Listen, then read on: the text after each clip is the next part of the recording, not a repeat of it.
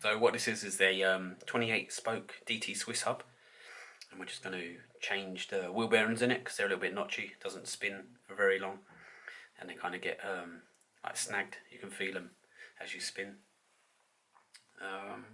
So yeah, we're just going to get this all stripped down and new bearings. The other thing is, I think they all run a centre lock disc, so you're going to need a specialist tool to get that lock ring off. So this is that's a proper Shimano one, if that will focus on that. But yeah, it's a TL FC32, and that's just going to sit onto that lock ring and allow you to undo that. This rim hasn't got a tyre on, but it would probably be easier if you did have a tyre on, because then you could use that as like friction to stop the whole rim from turning as you try and undo this. So yeah, and they're done up to 40 Newton meters, so they're relatively tight. Try and get that off without spinning everything. Wasn't too bad, easier than I thought. Just take that off. Take your centre lock off. Yeah, so what we're going to do now is remove this, which is like just a guide for your through axle to pass through. It's actually just floating there, it's not screwed in, it's just pressed in place. And then on the other side, you've basically got a very similar setup, really. Move that out of the way. So yeah, what you got to do is pull them out. Some people say put them in a vise, but there's kind of an easy way. You just use so this is the axle. And so when this was in the fork, and that would have been through there, so that's what you're going to use. So what I tend to do is just stick it in there a tiny bit and just basically wiggle that back and forth. You don't want to go in too deep because you'll end up sitting on the bearing. So once we get to about there, that's the bearing, and it's not going to allow you to move the axle very much. Once you go in a little bit, you've got a lot more kind of movement on there. So if you just wiggle that and pull it at the same time, there we go, and that comes out, and then there's your bearing exposed. That's the part that we took out. As you can see, there's no real fitting, it's just a press fit in there. And then do the same on the other side. This side tends to be easier than the side with a disc on because it's a bit shallower. It doesn't stick in as far. And now that I've said that, will I eat my own words? Oh, there we go. And that's the second one out. And then you can see in there that we are left with a bearing on either side, and there's actually a tube in the middle, but you won't probably be able to see that. So yeah, we're gonna go on to the next bit, which will be removing the bearings. So what I've decided to do is bring this onto the floor, just because the floor under here is concrete, so it's a lot easier to like hit the bearings out. When you're doing it on the desk, it just kind of vibrates, and a lot of the force that you're putting through the hammer or the mallet is just not going into the bearing, it's just kind of going into all the vibration. So yeah, what we've done with the tube that was in the middle is we've moved it over to one side so that we can get this drift onto an edge of the bearing, hopefully, and that should give us the ability to knock it out. I will say on these hubs, because this hub part here is the diameter is very, very small, so you've not got a lot of room to kind of move the tube on the inside of the hub.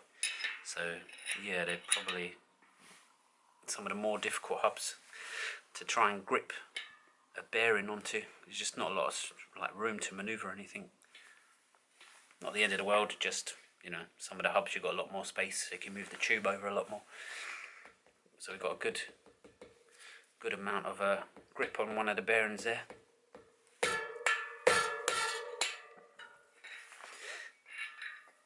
Did we move it all? There you go, you can just see in there. It hasn't actually moved yet.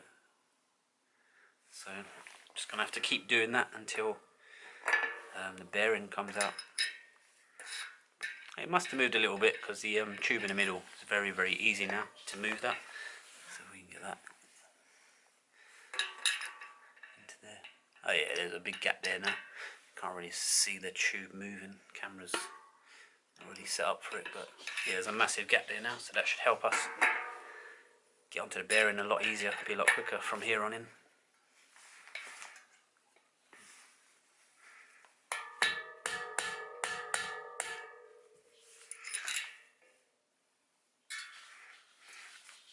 And there we go. Get the wheel out of the way, and then there's your old bearing. It's a little bit grainy, and then there's your tube as well.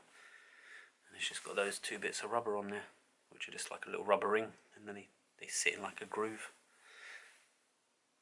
These cameras always focus on something that's miles away. Come on. But yeah, we'll show you that on the bench so you can have a better look at it. And now that the tube's removed, we're going to do the other side, and it makes it easy because you can just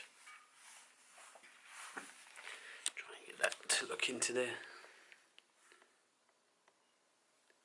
There you go. Without the tube in the way, you've got all the room in the world to get a drift in there and do what you've got to do. So yeah, what I've actually gone for is this, which is an old axle for one of the Hope hubs. And I'm just going to butt this up, this little edge. So I'm going to drop it into that hole, and it's going to sit inside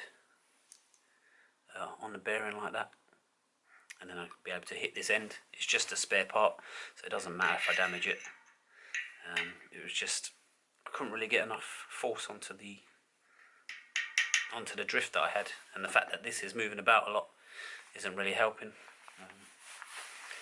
So yeah, let's go again. And this also means that you're spreading the load out more equally.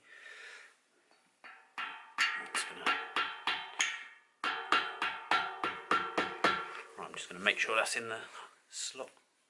Looks pretty good.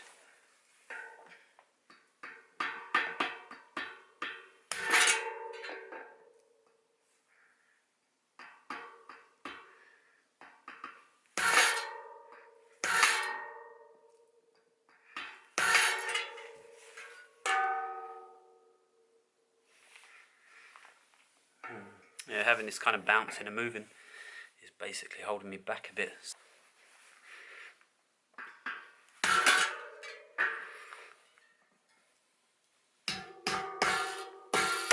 There we go. It was just the fact that the bloody thing was bouncing all over the place. And that's what was kind of wasting all the energy, was just doing that. But yeah, that's out now, so we're just going to take a closer look up on the bench. So there you go, there's your hub. It's got no more bearings, no more tube or anything like that. So yeah, that's nice and clear. So yeah, this is what we were left with. You've got your tube that sits in the middle. I'm guessing it has these rubber bits on here, so the internal diameter of that hub is probably what these rubber tubes are. And then obviously that's your 15mm for your maxle. So yeah, that's probably maybe why you couldn't lever it that much, because these little rubber seals, I don't know what to call them, spacers, were probably getting in the way. So as you're trying to push this tube left and right, it's not letting you do that. And then we're left with two old bearings. Now that I feel them, that when they're not in the hub, they actually feel really good. But I'm not going to reuse them because I've already ordered some. So I guess my suspicion is that when these are pressed into the hub, maybe it's just putting a bit of pressure on the kind of outside of the bearing, and that's causing them to be a little bit grainy.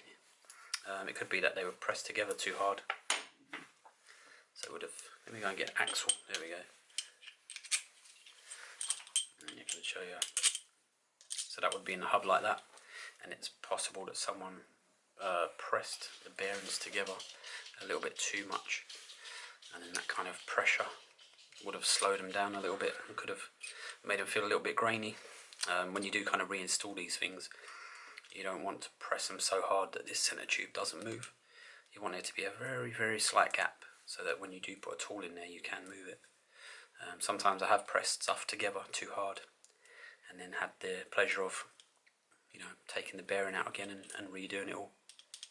It's something you kind of get the feel for, I guess, with this kind of stuff. We're just going to measure the bearing, so you know what size bearing to buy if you've got these hubs.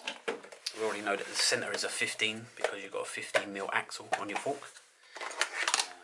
What this hub was 100, so it's a non-boost hub, so it's a 15 times 100mm hub.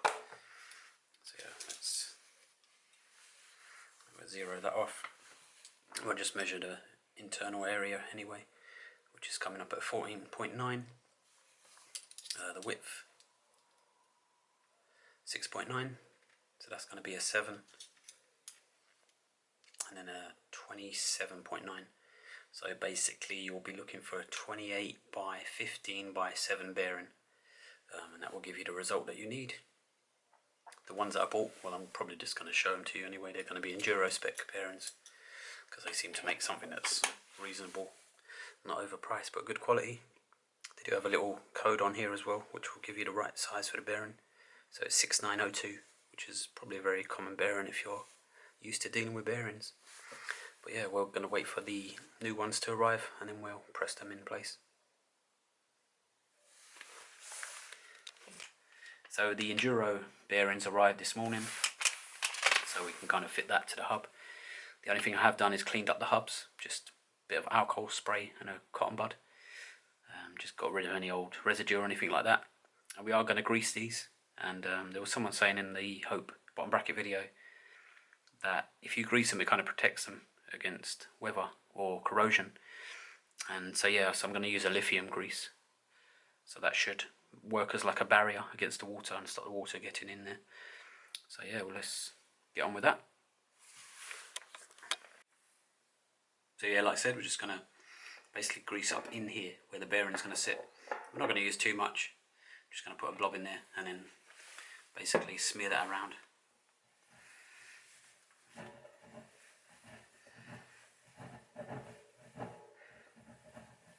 And then hopefully that will give it some sort of protection. We're not really lubing it as a, we're not really using it as a lube to help the cup move or anything like that. It's surely for trying to block water getting in there. So maybe when the bearing's on there, we'll just put a little bit around the top. So we know the bearing is a, that's the bearing size there. So it's a 6902. So we obviously use the 6902 part for the press. I'm probably going to put one bearing in first with the press, and then we're going to use the old kind of fashion method because not everybody's got a press, so it's not really going to be of much use to everybody. But what I did find is that a 20mm socket is about the right size roughly. So there's your 20mm socket there, and that essentially will fit into there quite snug. But also it's gonna, if the 20mm goes on there, it's also gonna hit the kind of metal area of the bearing, so rather than pushing on the rubber seal, which you don't want, it will actually line up pretty well. So maybe we'll use that for the other side, but for the first bearing, just to make my life easier, I'm just going to use the proper bearing kit.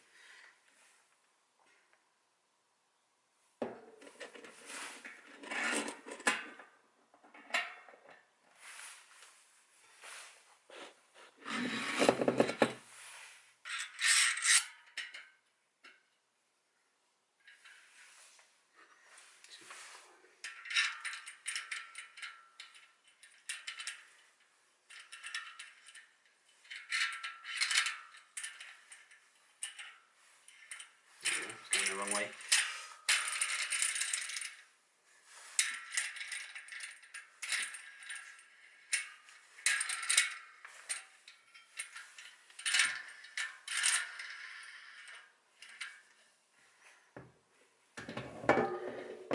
Basically, we can, about all the zoom we got, so we need to go up a bit.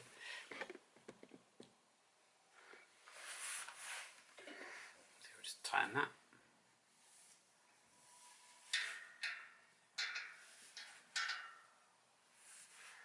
It's already started to push this bearing down.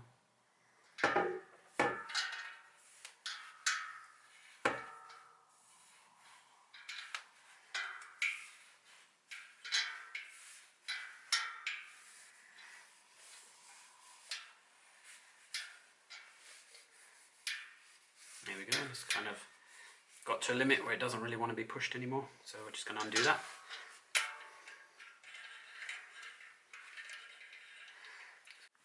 So yeah, there's your first bearing in there.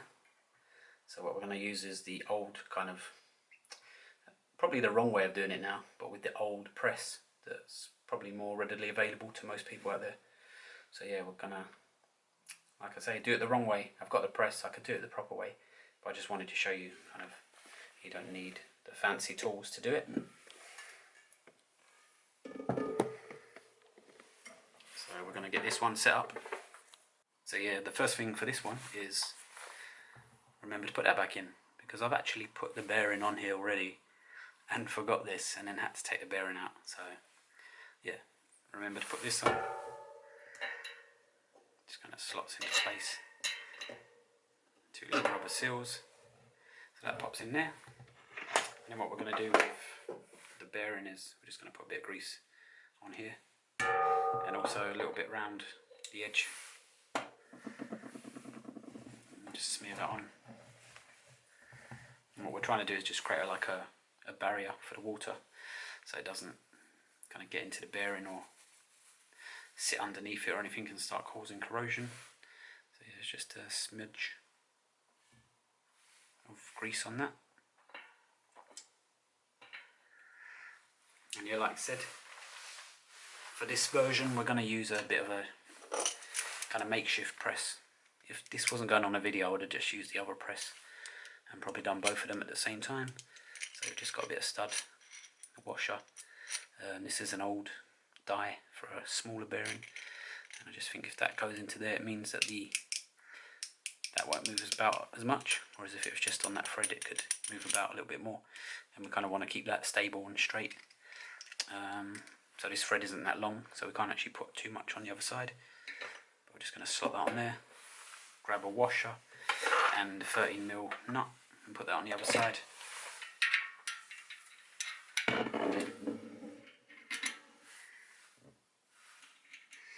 You probably see these washers are well used now because they're not even flat anymore. They're kind of concaved. And the other thing, I'm not a huge fan of having this bit of metal but up against this lip here. It's a little bit delicate. It's only aluminium, this stuff, so it's quite delicate. So just make sure it's nice and central. You don't want any bits. Try and zoom in on that if we can. So yeah, you see like this bit here, you don't want that exposed, because it could actually, like when you're tightening this, it might start to chew into that. So you really want it to cover everything. You don't want any of the edges to kind of sit like that. Shouldn't happen, but yeah, you could potentially start cutting into the metal. So yeah, just be a bit wary about it. Let's get that nice and central. Just going to grab a 13mm.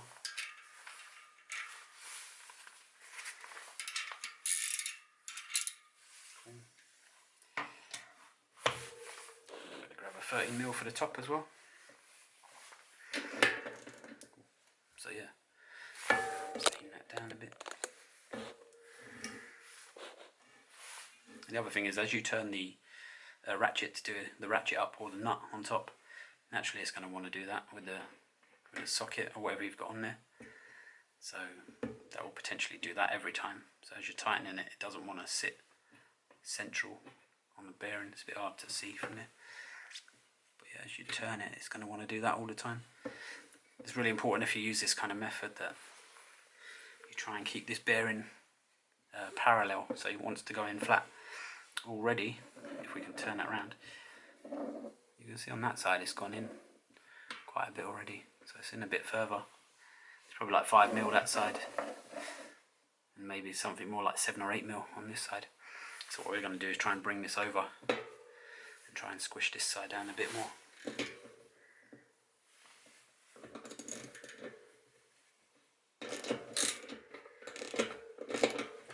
Just try and level it out a little bit.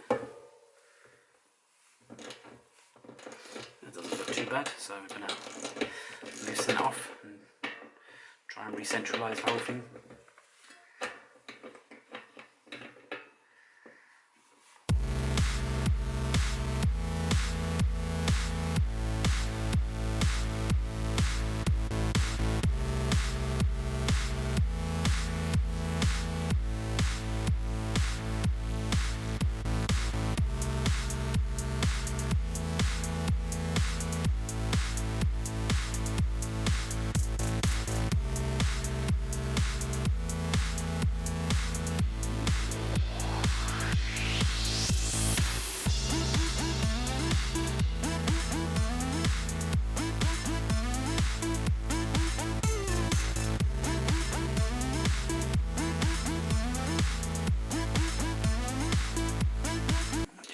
sure that this is sitting inside the hub as well. I don't want to damage the hub. It looked like it was going off to one side a bit too much.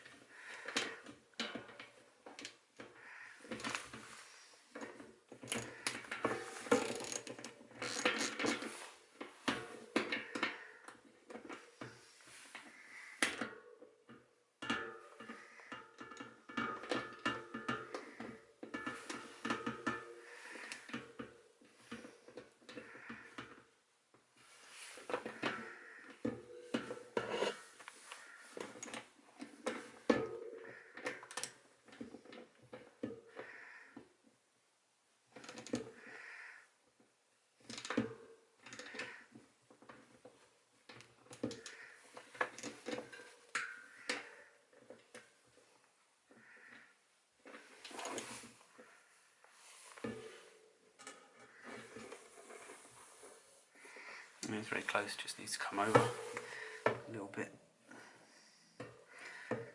So I don't want it to damage the hub.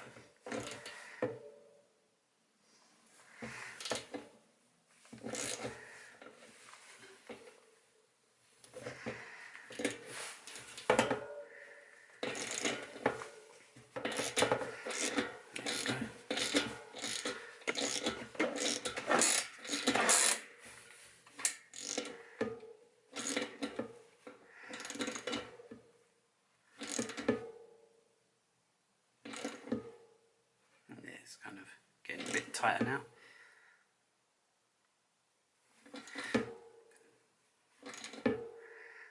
And at this stage, probably just going to open it up and check it, make sure it's alright. Could probably go a little bit further. What you got left is the end caps, the two little rings. These things, they're the same. They do have like a little lip on them. So the way that this goes in, it sits inside like that, and then that can hold that in place without it dropping out.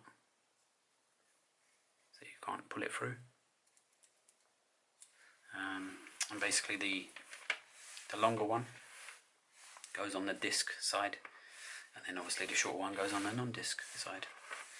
So yeah, and I think for this we use a 20mm. Again, it's because the 20mm socket fits on there rather well. There we go. So yeah, 20mm socket fits on here, and you've got to basically tap that into the hub really. So yeah, let's go. Yeah, so this is the setup that I got. We've got a proper press on here, and we've got the bit in there. It's actually gone in only a little bit, but seems to be quite tight in there.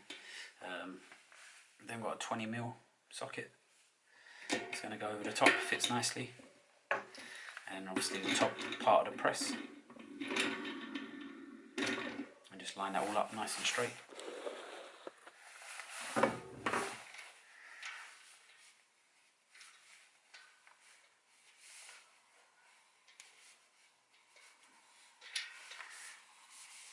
There we go. It's kind of nice and easy.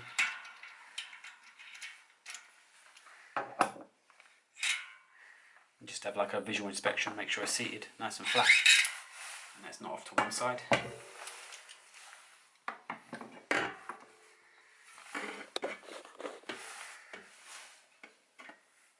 So yeah, that's in place now. All looks nice and flush in there. You won't be able to see that. But yeah, that's all good. And we just got to do the same on the other side. So yeah, what we did, we put just a little bit of grease around the top, just to try and stop any water getting into the bearings. Trying to stop any water going down behind the little gap where the bearing is.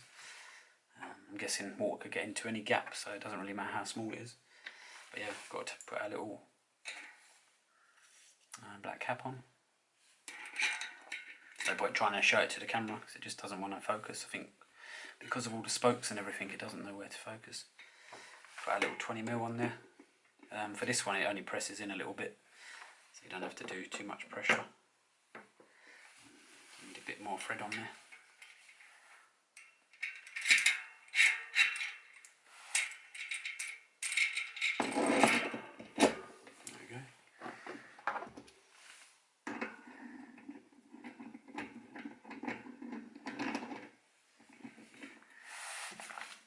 straighten that up, and then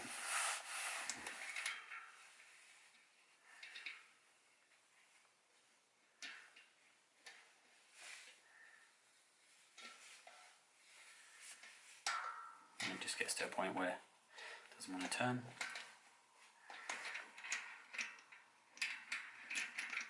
Should be good.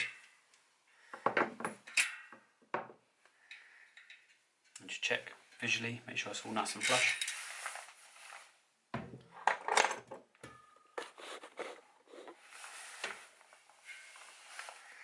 So there's your cap back on.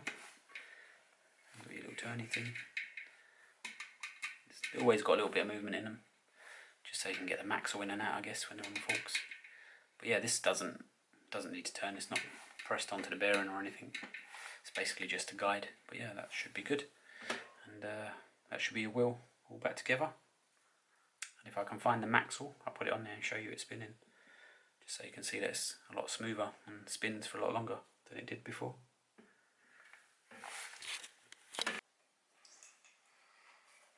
So this is the wheel back on the bike. What are these? Fox Talus. So I haven't centralised the caliper on the disc, so you might hear the disc, but you can see that the rim's pretty happy to spin around.